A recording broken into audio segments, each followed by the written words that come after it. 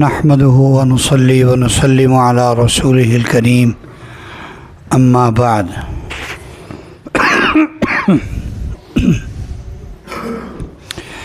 قال الله تبارك وتعالى أعوذ بالله من الشيطان الرجيم بسم الله الرحمن الرحيم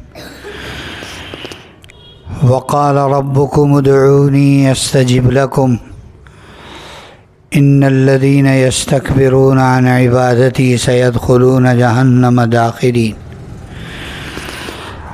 وقال رسول الله صلى الله تعالى عليه وسلم من لم يسأل الله يغضب عليه أو كما قال رسول الله صلى الله عليه وسلم۔ میرے محترم دوستو، دعا ایک ایسا طاقتور ترین عمل ہے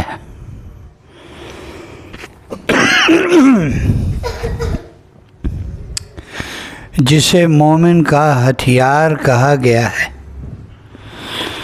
حدیث میں ہے، نبی کریم علیہ الصلاۃ والسلام نے ارشاد فرمایا، الدعاء سلاح المؤمن، دعا مومن کا ہتھیار ہے، مومن کا اسلحہ ہے۔ اب اسلحے سے دو کام ہوتے ہیں،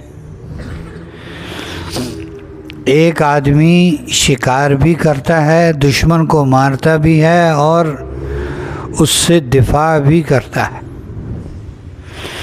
دونوں چیزیں۔ چنانچہ سارے نبی آدم علیہ السلام سے لے کر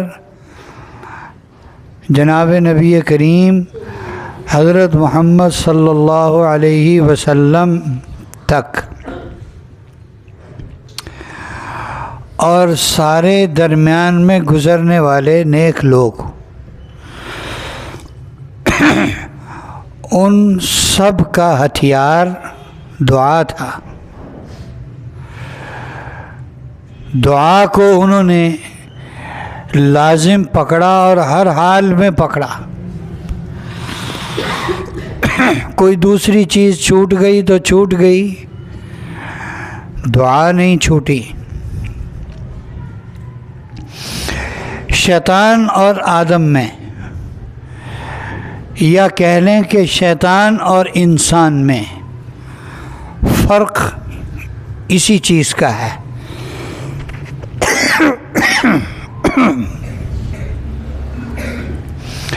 شیطان سے غلطی ہوئی اور وہ اپنی غلطی پر ڈٹ گیا،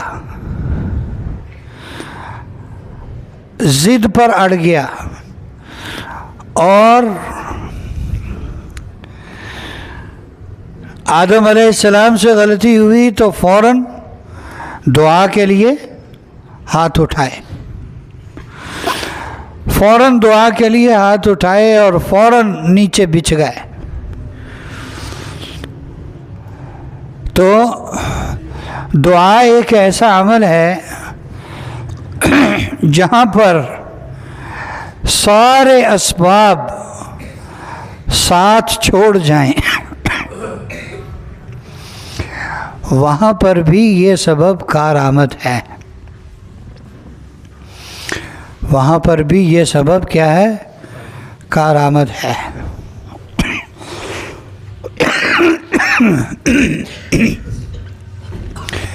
فرعون کی بیوی کو جب اس کے مسلمان ہونے کا پتہ لگ گیا اور اس نے انہیں پھانسی کی سزا سنائی، تو انہیں جب پھانسی دی جانے لگی تو انہوں نے اس وقت بھی دعا کی، چونکہ وہ پھانسی دینے کا طریقہ بہت ہی اذیتناک تھا کہ انہیں میخوں کے ساتھ، کیلوں کے ساتھ دیوار میں ٹھونک دو۔ تو اس وقت جب اس عورت کو، صنف نازک کو وہ اذیت دی جا رہی تھی، تو اس وقت بھی اس نے دعا کی، رب ابن لی عندک بیتا فی الجنہ ونجنی من فرعون وعملہ ونجنی من القوم الظالمین۔ یہ اس وقت کی دعا ہے جب انہیں موت کی سزا دی جا رہی تھی۔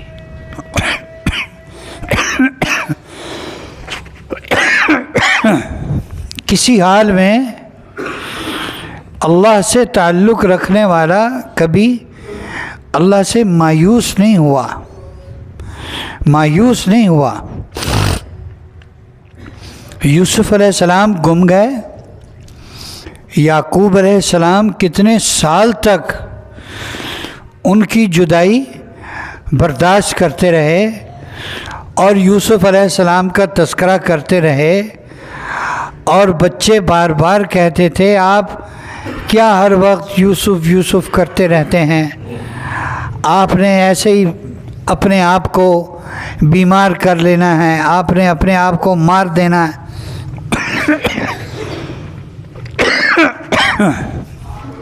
تو انہوں نے کیا کہا، یعقوب علیہ السلام نے کیا کہا، انما اشکو بثی وحزنی الی اللہ،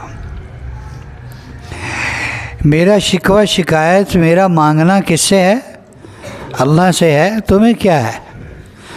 وَأَعْلَمُ مِنَ اللَّهِ مَا لَا تَعْلَمُونَ، اللہ کے بارے میں جو میں جانتا ہوں وہ تم نہیں جانتے۔ اللہ کے بارے میں جو میں جانتا ہوں، یہ یعقوب علیہ السلام فرما رہے ہیں کہ اللہ کے بارے میں جو میں جانتا ہوں وہ تم نہیں جانتے۔ مطلب کیا تھا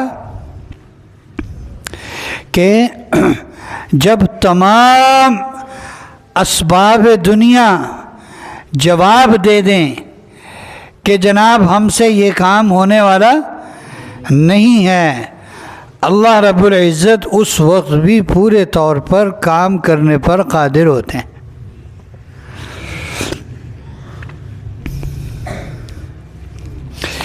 زکریا علیہ السلام بوڑھے ہو گئے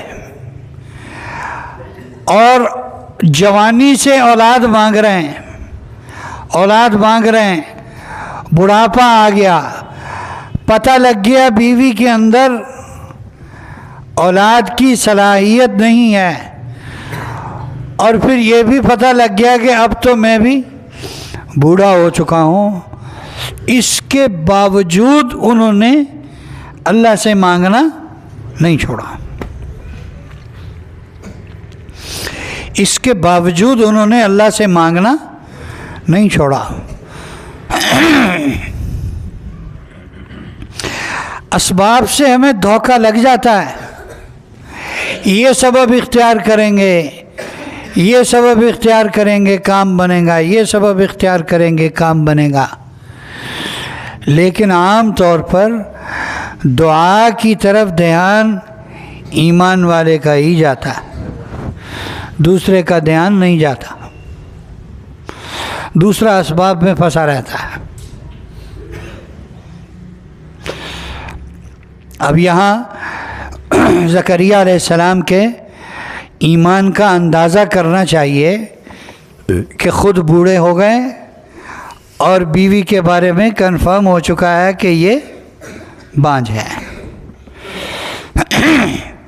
یہاں تو اچھا بھلا ایمان والا آ کے کہہ دیتا ہے کہ ٹھیک ہے پھر اب ہم اللہ کی رضا پہ راضی ہیں، لیکن انہوں نے ایسے نہیں کیا۔ اسی لیے اللہ رب العزت نے ان کے اس فعل کا، اس عمل کا تذکرہ کیا امت محمدیہ کے اندر، ان کا تذکرہ کیا تاکہ ہم بھی ان کی اتباع کریں، ہم بھی ان کی اتباع کریں۔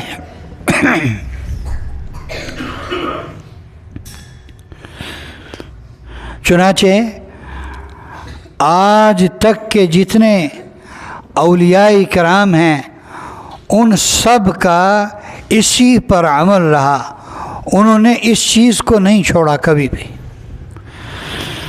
کوئی سبب ہاتھ میں ہو نہ ہو، کوئی سفارش ہاتھ میں ہو نہ ہو، کوئی چیز دنیا کی ہاتھ میں ہو نہ ہو، لیکن اللہ کے سامنے ہاتھ پھیلانا اور اللہ سے مانگنا یہ تو ہر کسی کے بس میں ہے، اور ہر وقت ہر کسی کے بس میں ہے اللہ سے مانگنا۔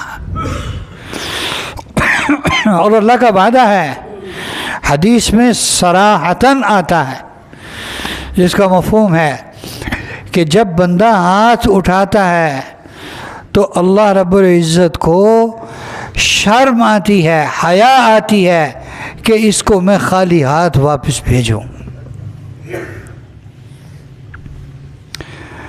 چنانچہ اپنے بزرگوں سے ہم نے ایک قصہ سنا موسیٰ علیہ السلام کے زمانے کا۔ موسیٰ علیہ السلام کو اللہ نے وحی فرمائی کہ یہ ابھی دریا کے کنارے دو کشتیاں آئیں گی، وہ آتے آتے دونوں ہی ڈوب جائیں گی، اور جتنے کشتی کے سوار ہیں سارے ڈوب مریں گے۔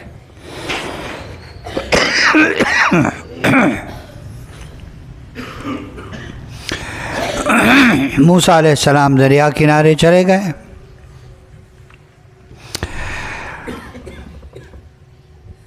اللہ کا فیصلہ تو سن لیا تھا کہ ڈوب جانا ہے، لیکن نبیوں کے اندر وہ جو انسانی ہمدردی اللہ نے کوٹ کوٹ کر جو بھری ہوئی ہوتی ہے، وہ پہلی کشتی نظر آئی تو اس کو آوازیں دیں، ہاتھ ہلائے، اوے تم نے ڈوب جانا ہے، تم نے ڈوب جانا ہے، تم نے۔ انہوں نے جو غور سے دیکھا کہ یہ کون آدمی ہے جو کہہ رہا ہے تم نے ڈوب جانا ہے، تو پتہ لگا یہ تو موسیٰ علیہ السلام ہے۔ تو انہوں نے کہا اچھا بھائی، یہ جو کہہ رہے ہیں اللہ کے نبی ہیں، اور یہ جو کہہ رہے ہیں تم نے ڈوب جانا ہے، تو یقیناً انہیں اللہ نے وحی کی ہوگی، یقیناً اللہ کا حکم آیا ہوگا۔ تو جب اللہ کا حکم آ گیا کہ ہم نے ڈوب جانا ہے تو پھر ٹھیک ہے۔ چنانچہ کشتی بھنور میں پھنسی اور دریا کے اندر چلی گئی، اور سارے کے سارے ڈوب گئے۔ تھوڑی دیر بعد دوسری کشتی آئی،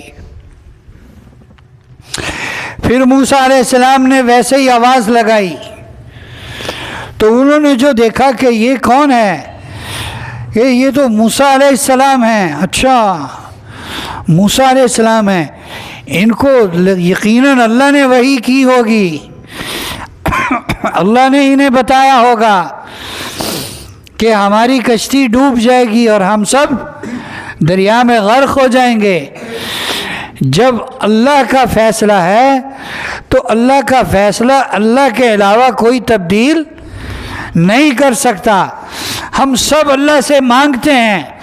چنانچہ ساری کشتی رونے لگی، آہوزاری کرنے لگی، اور ساری کشتی کے لوگ اللہ سے مانگنے لگے، اور انہوں نے اللہ سے فریاد کی، اور کشتی کنارے لگ گئی۔ سارے لوگ نکل آئے صحیح سلامت۔ موسیٰ علیہ السلام کہنے لگے اللہ پاک آپ کا تو حکم تھا، آپ کی طرف سے تو وہی تھی کہ دونوں نے ڈوب جانا ہے۔ کہاں، وہ دونوں کے ڈوبنے کا فیصلہ بھی میرا ہی تھا، اور ایک کو جو میں نے ڈبو دیا اور ایک کو بچا لیا یہ بھی میرا فیصلہ ہے۔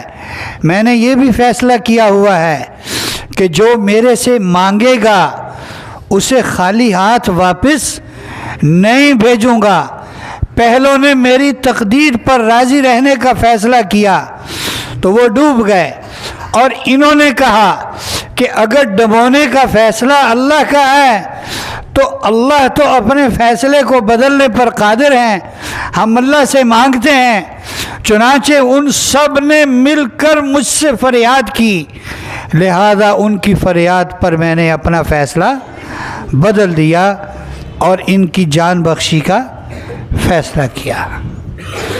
حدیث میں ہے اللہ کے نبی نے فرمایا لا يرد القضاء الا الدعاء، قضاء و قدر کو، اللہ کے فیصلے کو دعا کے علاوہ اور کوئی چیز بدل نہیں سکتی۔ ولا يزيد العمر الا البر، اور آدمی کی زندگی میں کوئی چیز اضافہ نہیں کر سکتی سوائے نیکی کے، سوائے نیکی کے۔ گویا کہ جس کو لمبی زندگی چاہیے وہ زیادہ سے زیادہ نیکیاں کرے، اللہ اس کی زندگی بڑھا دیں گے۔ اللہ رب العزت ہمیں ہر حال میں اپنے آگے ہاتھ پھیلا کر مانگنے کی توفیق نصیب فرمائے۔